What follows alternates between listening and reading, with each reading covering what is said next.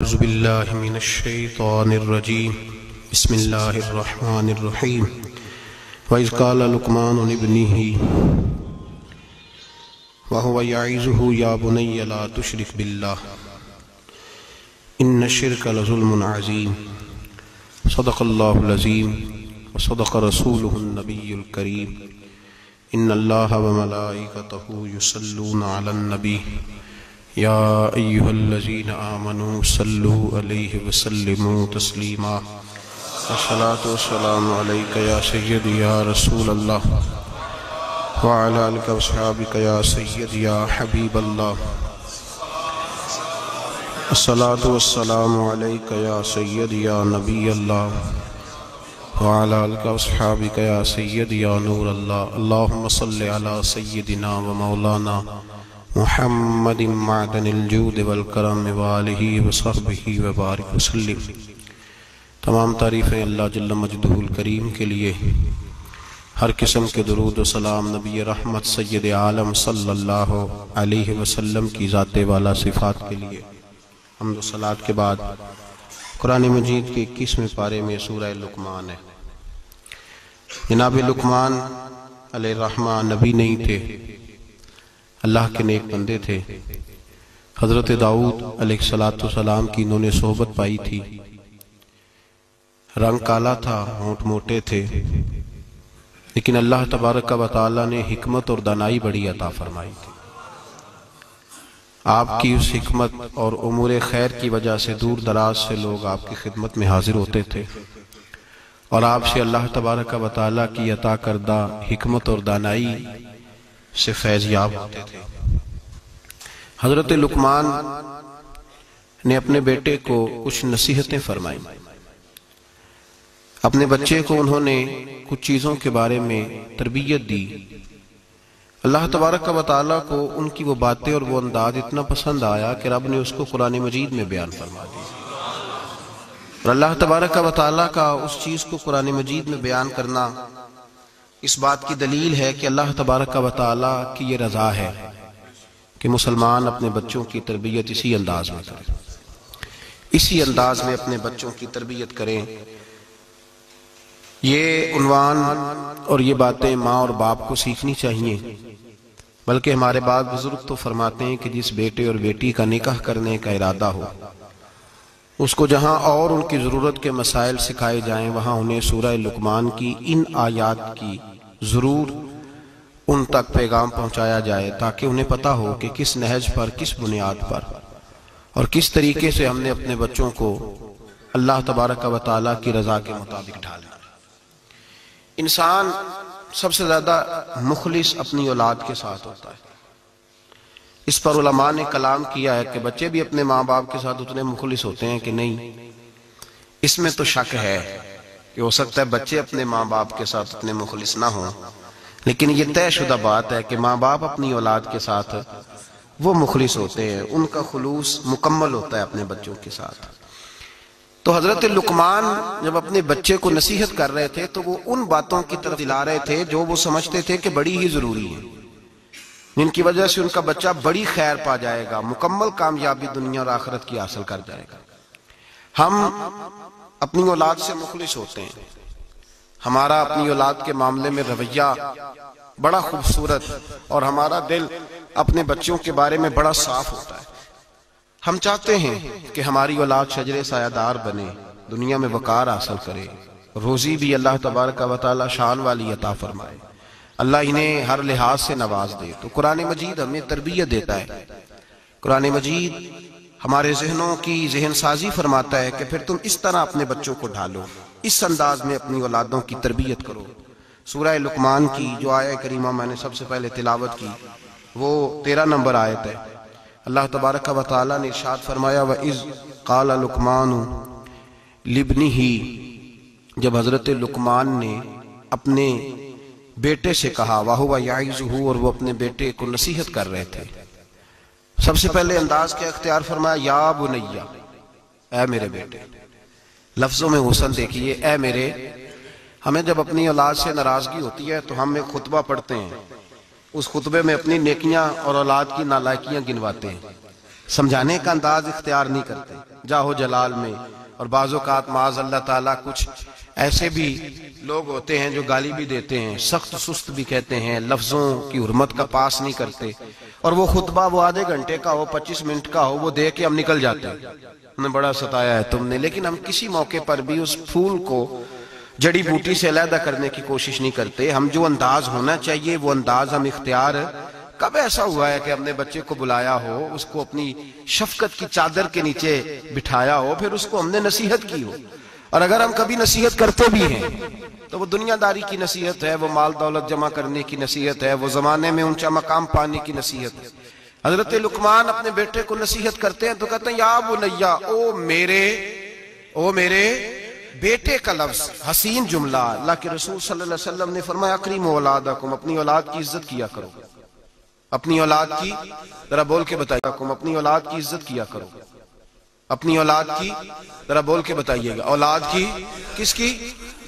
کون عزت کرے؟ ماں باپ کس کی عزت کریں؟ بیٹا جی کہہ کے پکارو، میرا بیٹا کہہ کے پکارو، ان کو وقار دو، ان کو عزت دو. اولاد کے لیے تو خیر اصول ہے کہ اولاد عزت کرے گی، اس کے لیے تو کہہ دیا کہ ماں باپ جنت بھی ہیں، تیری دوزخ بھی ہیں. لیکن ماں باپ کو بھی حکم ہے کہ بچوں کے لیے اعزاز کے جملے استعمال کرے. ہمہ وقت کا ڈانٹنا، ہمہ وقت کی تلخی یہ مناسب نہیں ہے.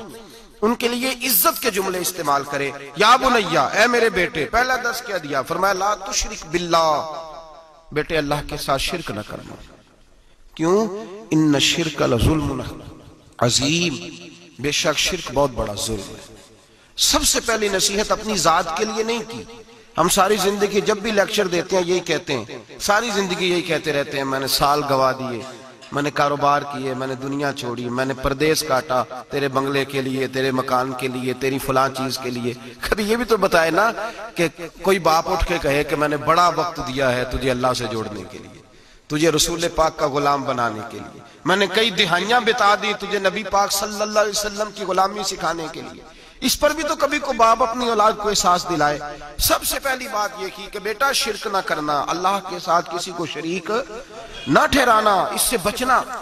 آگے اگلا جو حضرت لقمان کا فرمان ہے وہ آیت نمبر 16 کے اندر ہے. یہاں شرک کی بات کی، میں تھوڑی اس کی تفصیل عرض کروں گا اپنی بساط کے مطابق، لیکن پہلے آیات سماعت کر لیجئے، ان کا سادہ ترجمہ سمجھ لیجئے تاکہ آپ کے حاشیہ خیال میں عنوان آ جائے. سب سے پہلے کہا شرک نہیں کرنا، پھر اس کے بعد کہا سورہ لقمان کی آیت نمبر 16 میں ارشاد فرمایا یا بنیا، اے میرے بیٹے، انہا ان تکو مثقال حبۃ من خردل، اے بیٹے اگر تو اتنی برائی بھی کرے جتنا کہ ایک رائی کا دانہ ہوتا ہے. رائی کا جو دانہ ہوتا ہے وہ چھاؤں میں رکھے تو نظر نہیں آتا، وہ سورج کی روشنی میں نظر آئے گا. اگر چھاؤں میں دیکھنا ہوگا تو آپ کو لائٹیں جلانی پڑے گی. تو حضرت لقمان اپنے بیٹے کو نصیحت کرتے ہیں، کہتے ہیں بیٹے اگر تو رائی کے دانے کے برابر بھی گناہ کرے اور پھر وہ گناہ اس طرح ہو فَتَكُنْ فِي صَخْرَةٍ أَوْ فِي السَّمَاوَاتِ أَوْ فِي الْأَرْضِ، چاہے رائی کے دانے کے برابر گناہ ہو اور پہاڑ میں چھپا ہو یا زمین اور آسمان میں چھپا ہو تو کیا ہوگا؟ اپنے بیٹے کو سمجھا رہے ہیں. کہتے ہیں یاتی بہ اللہ، اللہ پھر بھی اس کو نکال کے لے آئے گا. تو یہ نہ کہنا کہ میں کوئی پاپی ہوں، میں نے کوئی بینک لوٹے ہوئے ہیں، میں نے کوئی قتل کیے ہوئے ہیں. فرمایا رائی کے دانے کے برابر بھی، اپنے بیٹے کو کہہ رہے ہیں رائی کے دانے کے برابر بھی اگر تو نے گناہ کیا تو اللہ اسے بھی لائے گا.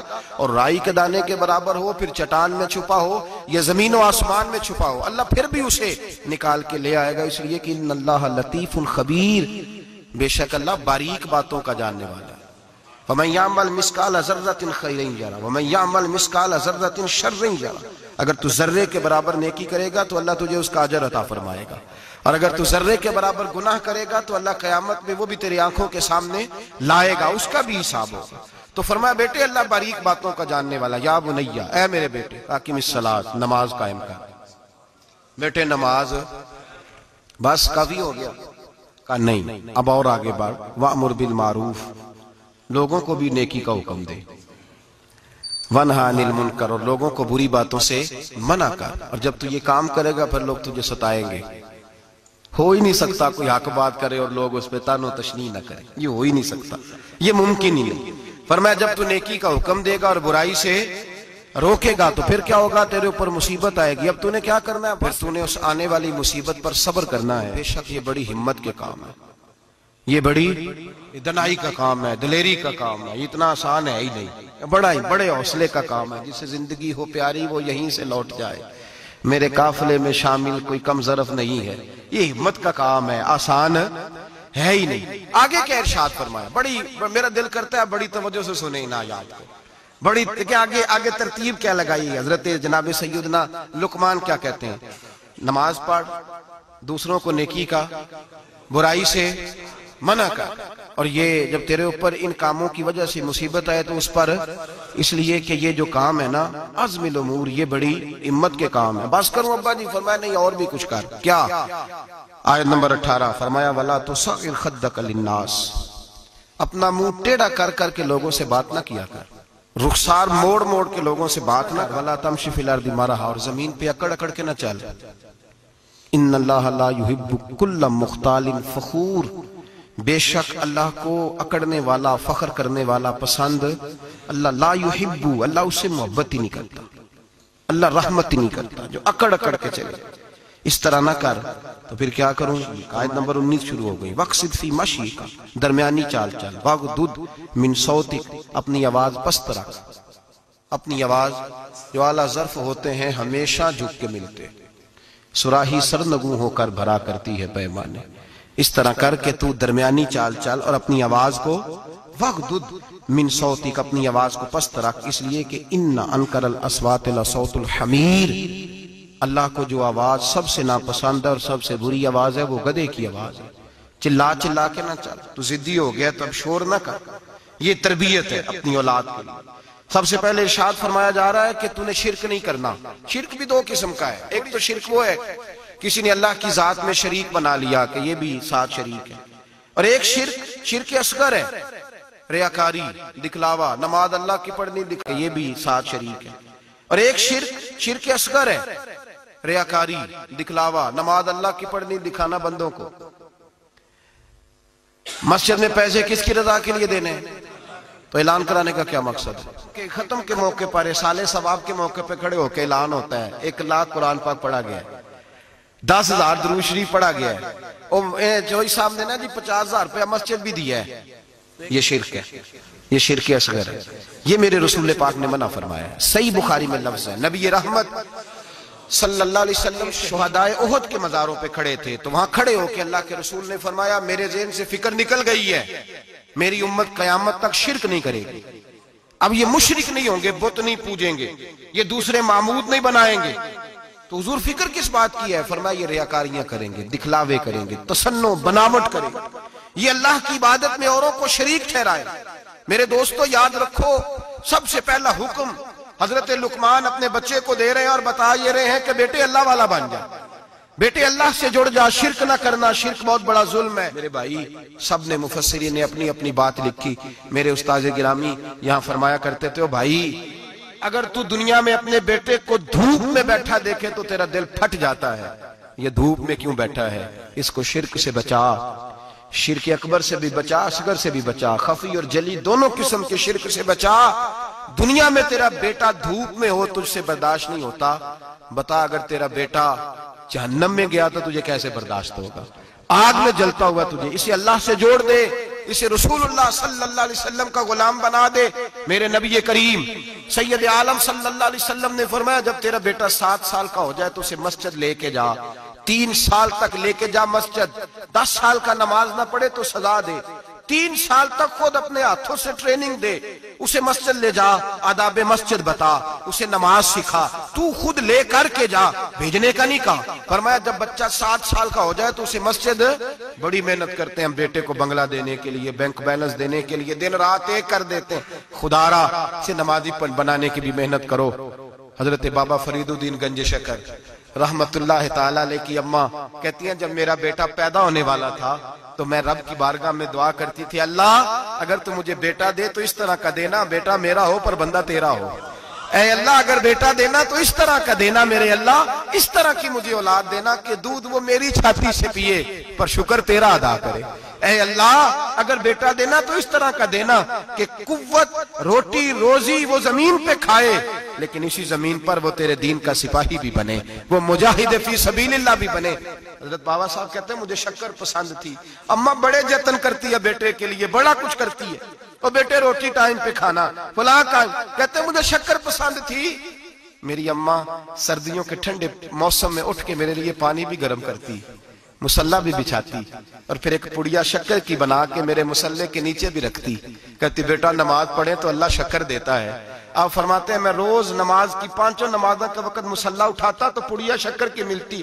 سکول اور مدرسے کے میں اپنے کلاس فیلوں کو بھی کہتا نماز پڑھو بڑی پیاری شکر ملتی ہے، کہتے ہیں میں روز شکر کھاتا۔ ایک سویرے فجر کی نماز میں اماں نے وضو تو کرایا، مصلح بھی بچھایا، پر دیہات کی وہ سادی بی بی جس کا سارا کام بھی خلوص پہ مبنی تھا، جو آکسفورڈ سے پڑھی ہوئی تو نہیں تھی لیکن آداب ممتا اسے سارے آتے تھے، جو کسی یونیورسٹی کی سند یافتہ تو نہیں تھی لیکن بیٹے کے ساتھ کس طرح کا رویہ اختیار کرنا ہے یہ سارا اسے پتا تھا۔ کہتے ہیں سادی اماں نے سارے کام کیے لیکن شکر رکھنا بھول گئی۔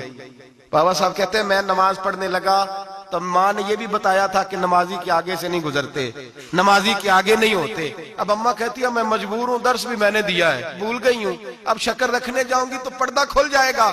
ایک کونے میں لگ کے ماں روئی، بیٹے کی شفا کے لیے نہیں، بیٹے کی نوکری کے لیے نہیں، بیٹے کے اچھے مستقبل کے لیے نہیں، ماں روئی، آنسو بہے تو کہتی کیا ہے، اے اللہ میں اسے اپنے آگے جھکانے کو جتن تھوڑی کرتی تھی، تیرا بنانے کا جتن کرتی تھی۔ اے اللہ مہربانی فرما، میری پردے داری کر، اگر راز کھل گیا تو میرا فرید نماز نہ چھوڑ جائے۔ بابا صاحب کہتے ہیں اماں تڑپتی رہی اور میں نے نماز پڑھ کے مصلح اٹھایا، پہلے پڑیا ہوتی تھی اب تو پورا دریا شکر کا بہ رہا ہے۔ فرماتے ہیں میں نے وہ اٹھائی شکر کھائی اور میں نے چیخ کے کہا اماں جلدی آج بڑی لذیذ ہے، آج شکر کوئی انوکھی ہے، اور آج تو کمال شکر دی ہے میرے اللہ نے، ایک پڑیا کی جگہ پورا دریا بہ رہا ہے۔ بابا صاحب رحمت اللہ علیہ فرماتے ہیں میری اماں آئی اور میری اماں نے بازو کھولے تو ماں کی ممتا ہی بتاتی ہے کہ اللہ کی رحمت کس طرح کی ہوتی ہے۔ کہتے ہیں میں نے اماں کے سینے سے لگا تو اماں رو کے کہنے لگی بیٹے پہلے میں شکر دیتی تھی، آج شکر بنانے والے نے شکر عطا فرمائی ہے۔ ساری زندگی پیشانی سے سجدے کا نور نہیں گیا، ساری زندگی وہ لذت عبادت نہیں گئی، اس لیے کہ استاد نے ڈنڈے سے نمازی نہیں بنایا تھا، اس لیے کہ پیر صاحب نے یہ کہہ کہ نمازی نہیں بنایا تھا کہ نماز پڑھو گے تو روٹی میں برکت ہو جائے گی، اس لیے کہ علامہ صاحب کا وہ بات سن کے ہم نمازی نہیں بنے تھے کہ جس نماز میں بتایا جاتا ہے کہ بیماریاں ختم ہو جائیں گی نماز پڑھنے سے۔ اماں نے رب سے جوڑنے کے لیے نمازی بنایا تھا۔ ساری زندگی بابا صاحب کہتے رہے اٹھ فریدہ ستے آ، چاڑو دے مسیح، چل ہن اٹھ فریدہ ستے آ، چاڑو دے مسیح، او تو ستے ہیں رب جاگدا تیری ڈاڈے نال پرید۔ ساری زندگی نماز کی ٹریننگ دینا، اپنے بچوں کو اپنے رب سے جوڑنا، اپنے بچوں کو اللہ کے ساتھ ان کا تعلق بنانا، ان کو رب والا بنانا، انہیں رسول پاک کا غلام بنانا، یہ ڈیوٹی ہے ماں باپ کی۔ ماں باپ اپنے بچوں کے سینوں میں اللہ کی محبت داخل فرمائے۔ میرے نبی کریم سید عالم صلی اللہ علیہ وسلم نے ہمیں جن چیزوں کے بارے میں تلقین کی ان میں سے ایک یہ ہے کہ اپنے بچے کو نمازی بناؤ، انہیں مسجد لے کر کے جاؤ، انہیں پیغام اللہ کے دین کا پیغام خود سکھاؤ۔ شرک کے بعد جو ارشاد فرمایا وہ یہ ہے کہ چھوٹا سا گناہ، یا بنیا ان تکو مثقال حبۃ من خردل فتکن فی صخرۃ او فی السماوات او فی الارض، بیٹے چھوٹا سا رائی کے دانے کے برابر بھی گناہ اگر تو کرے گا، اور وہ گناہ چاہے پہاڑ کے پیچھے ہو چاہے زمین و آسمان میں چھپا ہو، اللہ اسے بھی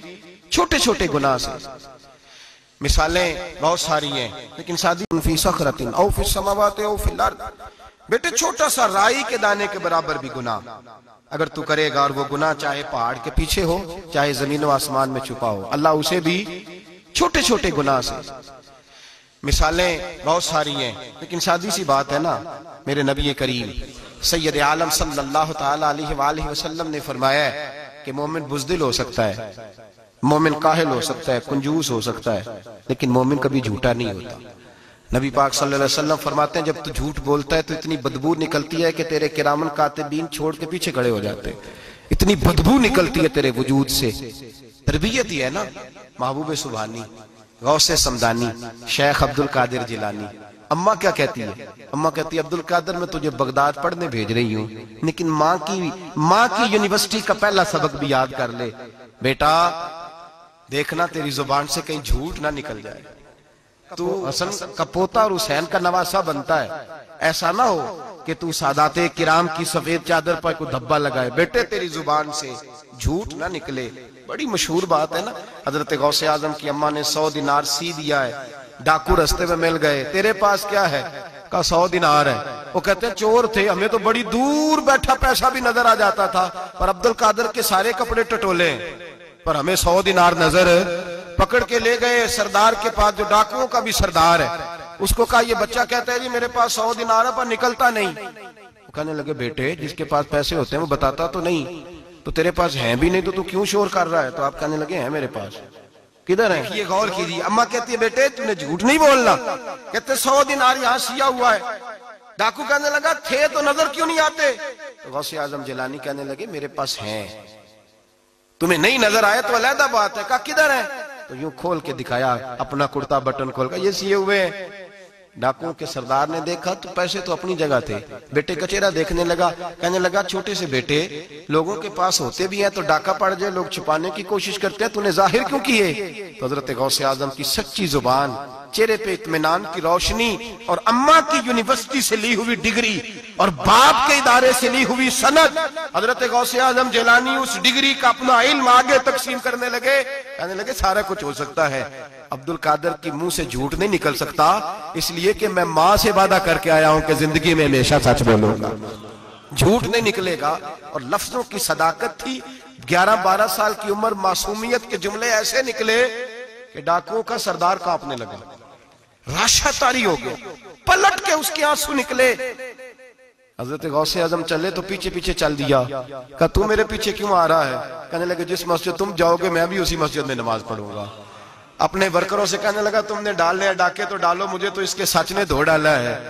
وہ کہنے لگے اگر ہم نے برے کام تیرے پیچھے لگ کے کیا ہے تو نیکیاں بھی اکٹھی کریں گے۔ میرے بھائی ٹریننگ تربیت بچے کو گھر کی ماں کی گود اگر سچ بولنا سکھائے، اور اگر اماں ہی کہے جا دیکھ کے آ تیری چچی تیرے بارے میں کیا کہہ رہی ہے، یا سن کے آ وہ فلاں آدمی کیا کہتا تھا، ذرا جاسوسی کا، اور اگر باپ ہی اسے کہے کہ جا باہر والے سے جا کے کہہ دے کہ ابا جی گھر میں نہیں ہے، تو کیسے اس کے اندر صداقت پیدا ہوگی؟ وہ کس طرح دیانتدار بنے گا؟ کس طرح وہ معاشرے کے اندر اچھا کردار ادا کرے گا؟ حضرت سیدنا حبیب اجمی رحمت اللہ تعالیٰ علیہ کے پاس ایک شخص آیا کرتا تھا، صحبت میں بھی بیٹھتا تھا، لیکن کام وہ ٹھیک نہیں کرتا تھا، سود کا دھندا تھا، لمبے چوڑے اس کے مسائل تھے۔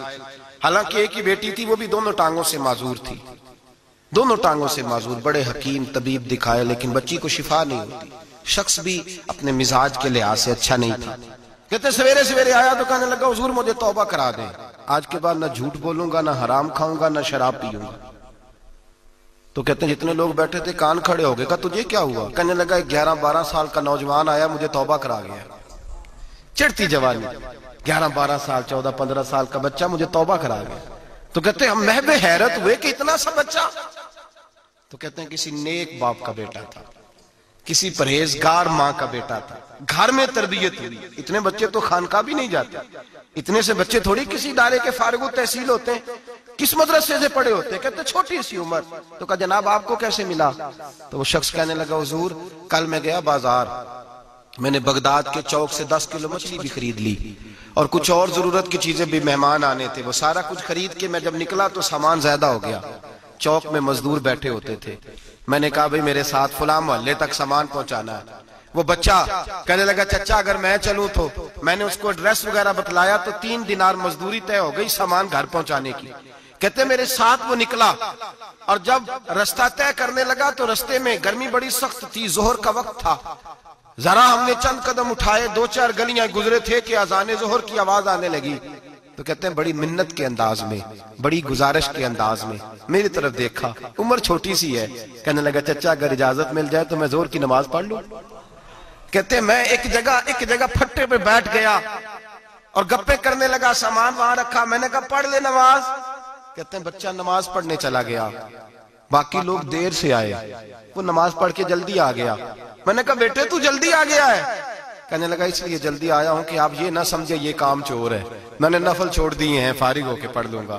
کہتے ہیں سامان اٹھایا، رستے میں گرمی شدت کی تھی، اس کا پسینہ بہنے لگا، میں آگے بڑھا، میں نے کہا بیٹے سامان تھوڑی دیر کے لیے مجھے دے دو، گرمی زیادہ ہے۔ کہنے لگا چچا کسی کا تربیت یافتہ ہوں، کسی نے ٹریننگ دی ہے، کہا ماں باپ نے کہا تھا حرام لقمہ گھر نہ لانا، کہا بات کیا ہوئی؟ کہنے لگے میں آپ کو نہیں دے سکتا، اس لیے کہ 3 دینار مزدوری گھر پہنچانے کی طے کی ہے، اگر آپ اٹھائیں گے تو پھر میں پیسے پورے نہیں لوں گا۔ دامان نے توکل کی، یہ خوبی ہے کہ اس پر پیوند لگے ہوتے ہیں پر دھبے نہیں ہوتے، میں پھر مزدوری پوری نہیں لوں گا، پیسے کم لوں گا۔ کہتے ہیں میں محو حیرت ہو گیا، اس جوان کی بات نے میرے سارے وجود تھر تھر کبا ڈالا کہ اس دور میں اس قسم کے لوگ۔ کہتے ہیں گھر لے گیا اس کو، میں سامان رکھا، میں نے کہا تم یہاں ٹھہرو، میں 3 دینار مزدوری لاتا ہوں۔ کہتے ہیں پیسے لینے گیا تو بیوی کو بتایا بڑا نیک ہے، بڑا پرہیزگار جوان ہے۔ کہنے لگی روٹی پکی ہوئی ہے، اسے کہو دوپہر کا کھانا کھا لے۔ کہتے ہیں میں باہر گیا، 3 دینار تھمائے، میں نے کہا بیٹے ایک بات مانو گے؟ تو کہتے ہیں 3 دینار دے کے کہنے لگا اب تو آپ مالک ہو گئے، میں نے نمک کھا لیا ہے، اب تو ہر بات مانوں گا، اصلہ نال جے نیکی کریے نسلہ تاک نہیں بھول دے، میں اب ہر بات مانوں گا۔ تو میں نے کہا دوپہر کا کھانا کھا لو۔ کہتے ہیں اس کی گردن جھک گئی اور بڑے دھیمے لہجے میں کہنے لگا میں نہیں کھا سکتا، میں نے روزہ رکھا ہوا ہے، روزہ رکھا ہوا ہے، نفلی روزہ رکھا ہوا ہے۔ کہتے ہیں میں اور پریشان ہوا، میں نے فوری طور پہ سوال کیا کہ اب تو کدھر جائے گا؟ تو کہنے لگا اب میں کہیں نہیں جاؤں گا، میرے 1 دن کا خرچہ میرے ماں باپ نے جو ڈیوٹی لگائی ہے وہ 3 دینار ہے، پورا ہو گیا ہے، اب میں باقی جو وقت بچے گا یا قرآن پاک کی تلاوت کروں گا یا محمد عربی پہ درود و سلام پڑھوں گا۔ میں نے کہا افطاری کر لینا۔ کہنے لگا مجھے مسجد بتا دو، میں جا کے اللہ اللہ کرتا ہوں، مجھے شام کو لے آنا۔ افطاری ہمارے ساتھ اس کی طے ہو گئی، مسجد چلا گیا۔ مغرب بعد لینے گیا تو کہنے لگا عشاء کے بعد آنا، اب تو میں نے پانی سے افطار کر لیا، کھانا کھانے جاؤں گا تو جماعت رہ جائے گی۔ کہتے ہیں عشاء کے بعد میں لایا، اس کو کھانا کھلایا، رات گہری ہو گئی تو میں نے کہا تو سو نہیں جاتا؟ کہنے لگا کوئی عرض نہیں، کبھی دور مزدوری کرنے نکل جاؤں تو رہ بھی جاتا ہوں، گھر والوں کو پتا ہے۔ کہتے میں نے مسافر خانہ کھولا، یوں سمجھیے ڈرائنگ روم بیٹھک میں نے کھولی، اس کو سلا دیا، میں اور میری بیوی اپنی معذور بیٹی کو روٹی دینے گئے اور ہم نے جا کے اس کو کھانا کھلایا جو ٹانگوں سے معذور تھی، اور ساتھ کہا کہ بیٹی آج بڑا پرہیزگار جوان ہمارا مہمان ہے، آج چڑھتی جوانی اور تقوی کی روشنی اس کے چہرے سے چمکتی ہے، کیا بات ہے، بڑے ہی اچھے گھرانے کا تربیت یافتہ ہے۔ کہتے ہیں بچی کو کھانا کھلا کے لوٹے، اپنے کمرے میں سو گئے، بیٹی اپنے کمرے میں لیٹ گئی، ترس گئے تھے کہ بیٹی قدموں پہ چلے۔ تہجد کا وقت ہوا تو دروازے پہ دستک ہوئی، بڑی بے چینی کے ساتھ اٹھے میاں بیوی، کون ہے؟ بیٹی کی آواز آئی ابا جی دروازہ جلدی کھولیں۔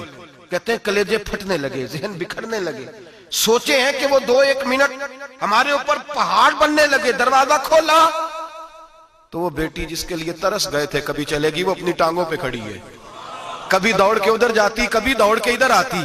بیٹیاں پریشانی کا فون کر دیں تو پھر بھی آنسو نکل آتے ہیں، اور بیٹی گھر میں خوشی آ جائے تو پھر بھی ماں باپ رو کے ہی شکر ادا کرتے ہیں، ان کے لیے روتے ہی رہتے ہیں۔ کہتے ہیں میں تڑپ گیا، بیوی بھی رونے لگی، بیٹے یہ کیا ہوا؟ ہم تو مایوس ہونے لگے تھے معاذ اللہ کہ اب تو ٹھیک نہیں ہوگی، کیا ہوا؟ کہنے لگے ابا جی اماں جی آپ نے بتایا نا نیک جوان آیا ہے، نیک آیا ہے، تو میں آپ چلے گئے تو میرے دل میں خیال آیا اے اللہ اگر وہ واقعی نیک ہے تو اس کے صدقے مجھے شفائی عطا فرما دے، یا ایھا الذین آمنوا اتقوا اللہ وابتغوا الیہ الوسیلہ، اے اللہ صحت ہی دے دے۔ کہتے ابھی میری دعا بھی پوری نہیں ہوئی کہ میرا وجود حرکت کرنے لگا، اور یہ دیکھو میں اٹھ کے کھڑا ہو گئی ہوں۔ کہتے ہیں ہم لوگوں نے یہ دیکھا تو بھاگے اس کے کمرے کی جانب، جب دروازے پہ ہاتھ رکھا تو دروازہ کھل گیا، آگے گئے تو پلنگ خالی تھا، ایک رکا چھوڑ گیا ہے۔ کہنے لگا مجھے پتا ہے میری حقیقت کھل گئی ہے، میں تو اللہ کا بندہ ہوں، اگر تمہیں مجھ سے ذرا بھی پیار ہو گیا ہے تو پھر میرے پیچھے نہ بھاگنا، اللہ کی بارگاہ میں جھک جانا، پھر گناہوں سے توبہ کر لینا۔ کہا وہ تربیت یافتہ جوان آیا ہے اور مجھے بدل گیا ہے۔ میرے بھائی ماں باپ کی ذمہ داری اولاد کو نکھارنا ہے، ان کو سنوارنا ہے، روزی روٹی کی ذمہ تو اللہ تبارک و تعالیٰ نے لیا ہوا ہے، جو ڈیوٹی اللہ کی تھی وہ معاذ اللہ ہم نے اپنے ذمہ لے لی ہے۔ اولاد کو رزق حلال کی تربیت کریں، انہیں حکم دیں کہ وہ ہاتھ نہ پھیلائیں، انہیں کہیں کہ وہ محنت کر کے کھائیں، لیکن اصل تو ان کا اخلاق سنوارنا ہے۔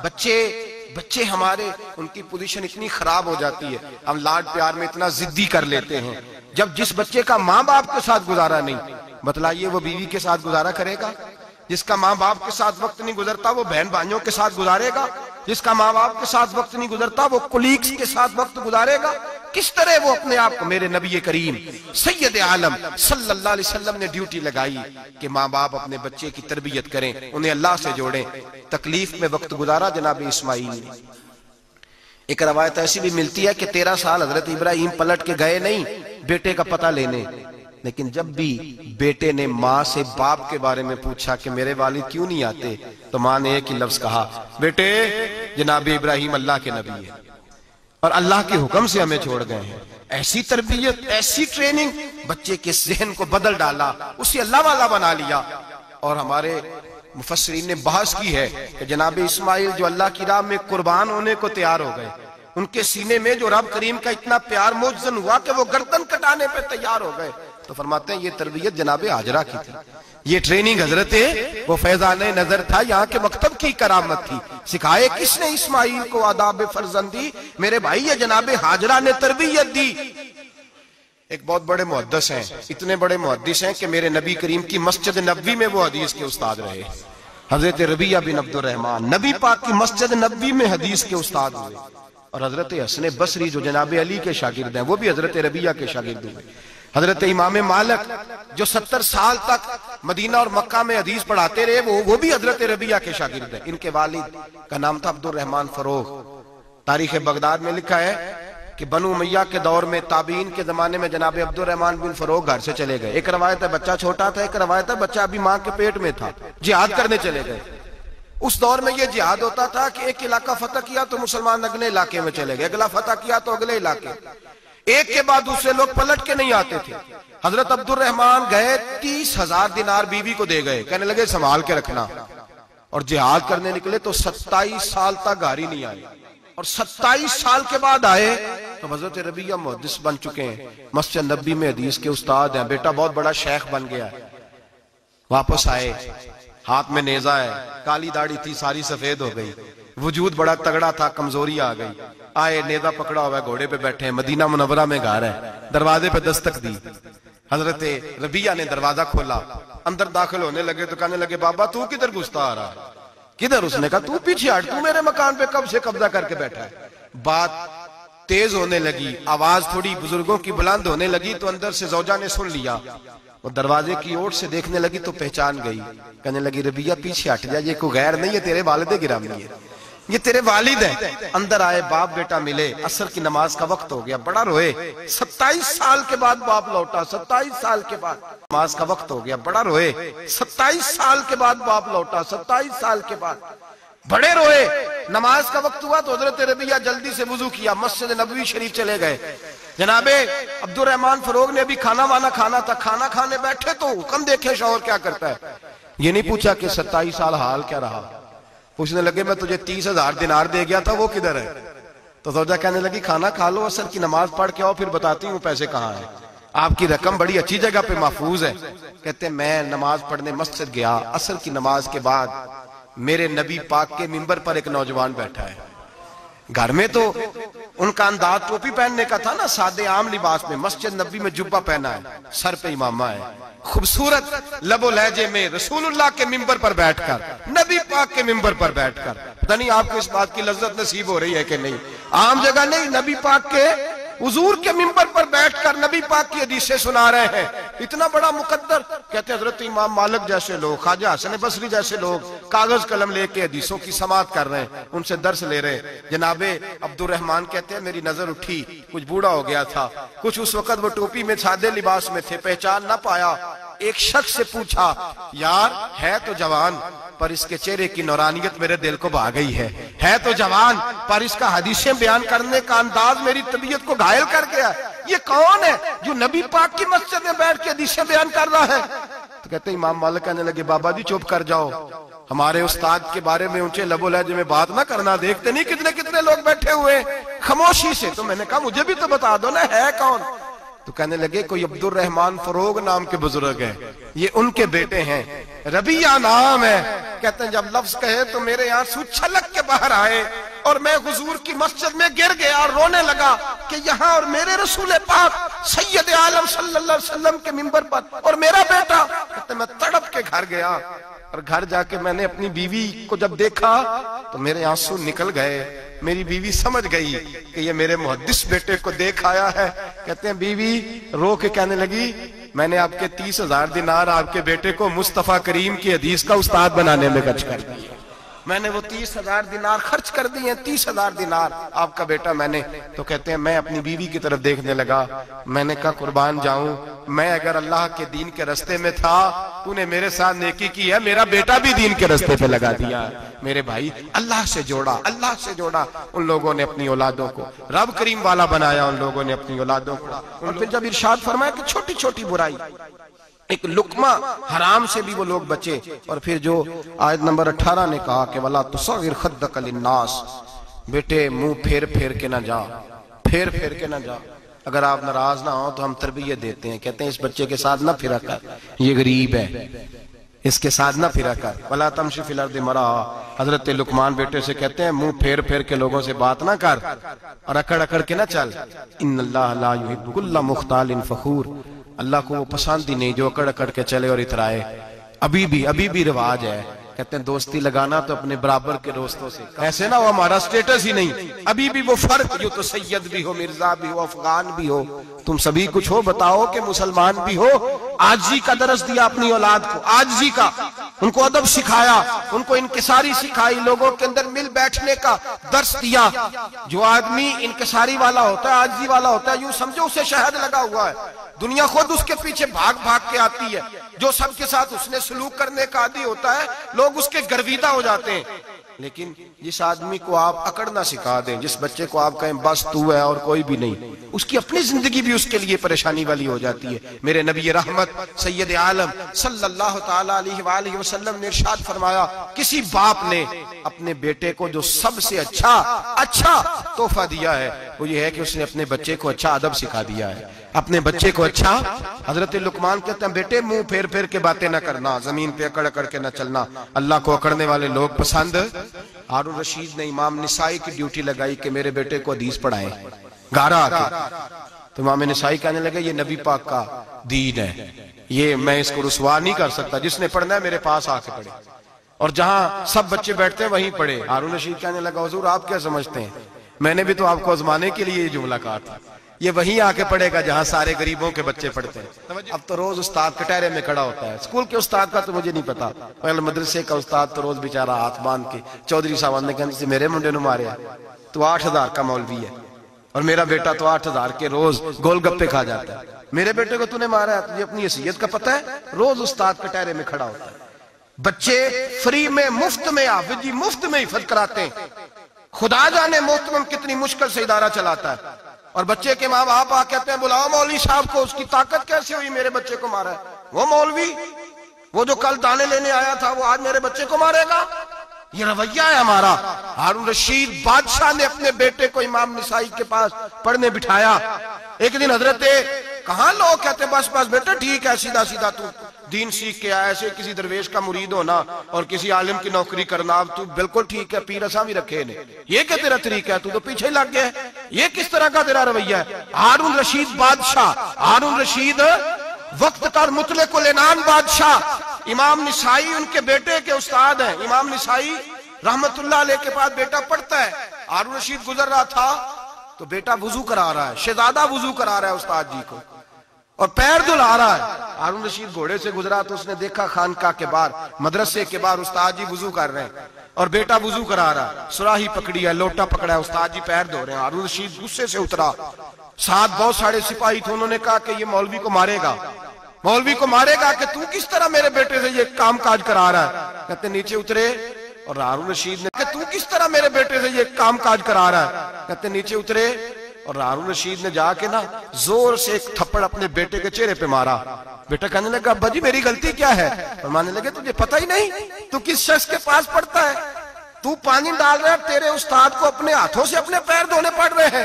بیوقوف, ایک ہاتھ سے پانی ڈال اور دوسرے ہاتھ سے استاد کے پیر دھو, تجھے پتہ ہی نہیں کہ یہ شخص جب نبی پاک کی حدیثیں بیان کرتا ہے تو کئیوں کو مصطفیٰ کا دیدار نصیب ہو جاتا ہے. یہ پتہ نہیں تو کس محدث کا شاگرد ہے, ایک ہاتھ سے پیر پہ پانی ڈال, دوسرے ہاتھ سے دھو, اس لیے کہ باندھ علموں جو کرے فقیری وہ کافر مرے دیوانہ ہو. اگر تو نے دنیا میں کامیاب ہونا ہے تو اس سے فیض علم حاصل کر. بیٹے یاد رکھ اگر تو اس کی بارگاہ میں حاضری دے گا تو آگے بڑھے گا. حضرت عمر بن عبدالعزیز کتنا بڑا شخص ہے, ثانی عمر کہا گیا, ثانی عمر کہا گیا. حضرت عمر بن عبدالعزیز رحمت اللہ علیہ حضرت صالح بن کسان ایک محدث تھے مدینے کے, ان کے شاگرد تھے. بچوں کو ہم آج ہی کہاں بچے ادب کرتے ہیں ساتھ جا کر, کہاں ادب کرتے. ایک اسٹوڈنٹ مجھے کہنے لگا جی ہم ادب کرتے تھے جب تک استاد ٹیوشن نہیں لیتے تھے, اب استاد بھی تو ٹیوشن لے کے پڑھاتے ہیں. اور میں نے کہا خدا کے بندے کیا دے سکتا ہے تو استاد کو.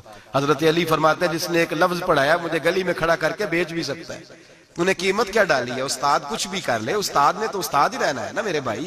لیکن وہ لب و لہجہ ہمارا موجود ہے. مجھے ایک دفعہ میرے کالج کے لوگوں نے بلایا, کہنے لگے آپ یہاں بھی پڑھے ہوئے ہیں اور مدارس میں بھی, تو ذرا فرق بیان کریں کالج کا اور مدرسے کا, کچھ بیان کریں. میرے ٹیچرز بھی تھے بہت سارے, تو میں نے کہا معذرت کے ساتھ یہاں تو بڑا مشکل ہو جائے گا بات کرنا, لیکن ایک جملہ میں نے مدرسے اور کالج میں ایک فرق محسوس کیا ہے.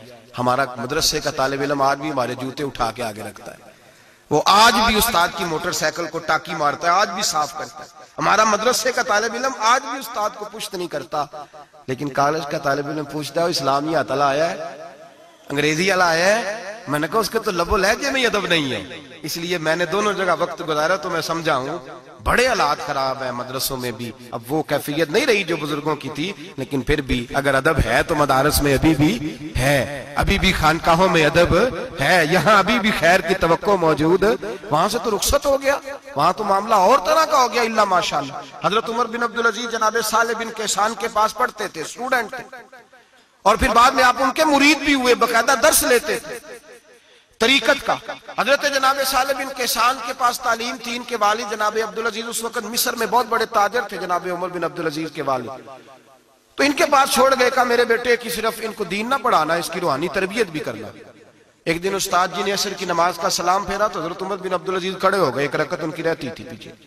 تو آپ نے نماز کے بعد بلایا اور بڑے میٹھے لب و لہجے میں کہا عمر کیا بات ہے تیری ایک رکعت رہ گئی. تو کہنے لگے استاد جی میں کنگھی کر رہا تھا, شیشے کے آگے کھڑا تھا, تو آئینہ دیکھتے دیکھتے بال سوارتے مجھے پتہ ہی نہیں چلا, جب آیا ہوں تو لیٹ ہو گیا. حضرت صالح بن کیسان رحمت اللہ علیہ نے ان کے والد کو مصر میں خط لکھا, فرمایا آپ کا بیٹا میری پوری فرما برداری نہیں کرتا, کل کو مجھے نہ کہنا تربیت صحیح نہیں ہوئی. آج فلاں تاریخ کو اس نے ایک رکعت پوری چھوڑ دی ہے جماعت کے ساتھ, اس لیے کہ وہ کنگھی کر رہا تھا بالوں کی, پوری رکعت چھوڑ دی ہے. ابا جی بہت بڑے تاجر تھے, پر انہوں نے یہ نہیں کہا کہ مولوی تو پاگل ہو گیا, اس کو تو پتہ ہی نہیں کیا ہو گیا, ابھی بچہ ہو جائے گا سیانا, کوئی بات نہیں ٹھیک ہو جائے گا. حضرت عبدالعزیز نے وہاں سے ایک شخص بھیجا پیسے دے کے, گھوڑا دے کے, فرمایا مدینے جاؤ, اور سیدھا مدینے آیا. حضرت عمر بن عبدالعزیز کو گھر سے اچکا, بلایا نہیں, زبردستی پکڑا, اچک کے گھوڑے پہ بٹھایا, حجام کی دکان پہ لے گئے, فرمایا اس کی ٹینڈ کر دو. نے بال کاٹ دیے اور بال کٹوا کے سیدھے حضرت صالح بن کیسان کے پاس لے گئے. کہنے لگے حضور یہ کھاتا ہے اس کے والد کا, میں نے اس کی ٹینڈ کرا دی ہے, جس بالوں کی وجہ سے اس کی جماعت رہ گئی تھی میں نے وہ بال ہی ختم کر دیے. تو اس کے والد کہتے ہیں آپ ذرا سے بھی بات, ایک ذرہ برابر بھی بچے کے اندر ہم کوتاہی برداشت, ہم اسے سنوارنا چاہتے ہیں, معاشرے کو دینا چاہتے ہیں, ہم ایک خوبصورت انسان بنانا چاہتے ہیں. تو حضرت لقمان کہنے لگے بیٹے تو چہرہ رخسار بدل کے لوگوں سے بات نہ کر, اکڑ کے نہ چل, اس لیے کہ اللہ کو اکڑنے والے پسند. تو کیا کر وقصد فی مشیک وغضض من صوتک, درمیانی چال چل, آواز کو پست رکھ. ہم اپنے بچوں کو میانہ روی کا درس نہیں دیتے. اگر کسی کے پاس بہت زیادہ پیسے ہیں تو وہ بس کہتا ہے میرا بیٹا, میں نے سارے لاڈ دیکھے ہیں, میں نے ہر خواہش پوری کی ہے. یہ تو کوئی عقل مندی کی بات نہیں. ضرور خواہشات پوری کریں, اگر ہیں تو کنجوسی کرنے سے منع کیا نبی پاک صلی اللہ علیہ وسلم. لیکن بچے کو معتدل رکھیں, اسے دھوپ اور چھاؤں دونوں کا پتہ ہونا چاہیے. اگر زمانے میں کبھی کڑی دھوپ آ جائے تو اسے اندازہ ہو کہ میں نے یہاں کیسے کھڑے ہونا ہے. اس کو درمیانہ اور میانہ روی کا اسے درس دیں, اسے پتہ ہو, وہ نرم دل بھی ہو اور برائی کے مقابلے میں ڈٹ جانے کی طاقت بھی رکھتا ہو. بچے کو درمیانہ رستہ, میرے نبی کریم علیہ السلام نے فرمایا ما عالم نقتصد, جو درمیانی چال چلتا ہے وہ کبھی تنگ نہیں ہوتا. اور خیر الامور اوسطھا, سب سے بہترین رستہ وہ ہے جو درمیانہ ہوتا ہے, جس میں افراط و تفریط نہیں ہوتی. بچوں کو درمیانہ پن سکھائیں, ان کو ان کو ان کے لب و لہجے کے اندر ایسا مزاج پیدا کریں کہ جس کے اندر وہ اپنی دنیا کے اندر بڑے سمر کر، بڑے نکھر کر وہ ترازو لے کے نکلیں تو وہ پورے عدل کے ساتھ اپنی زندگی گزاریں۔ اور فرمایا وَغْضُضْ مِنْ صَوْتِكَ، آواز کو پست رکھ، چلا چلا کے نہ کبھی بچوں سے بات کریں اور نہ کبھی بچوں کی بات سنیں۔ بچوں کے لب و لہجے میں ٹھہراؤ ہونا چاہیے، ان کی آواز کا بھی ادب ہے، ان کی آواز، ان کو بولنے کا بھی ڈھب سکھائیں، ان کو بتلائیں کہ تم نے گفتگو کیسے کرنی ہے۔ اس لیے کہ ارشاد فرمایا ان انکر الاصوات لصوت الحمیر، بے شک سب سے بری آواز گدھے کی آواز ہے۔ اللہ سمجھنے کی توفیق عطا فرمائے۔ آخر دعوانا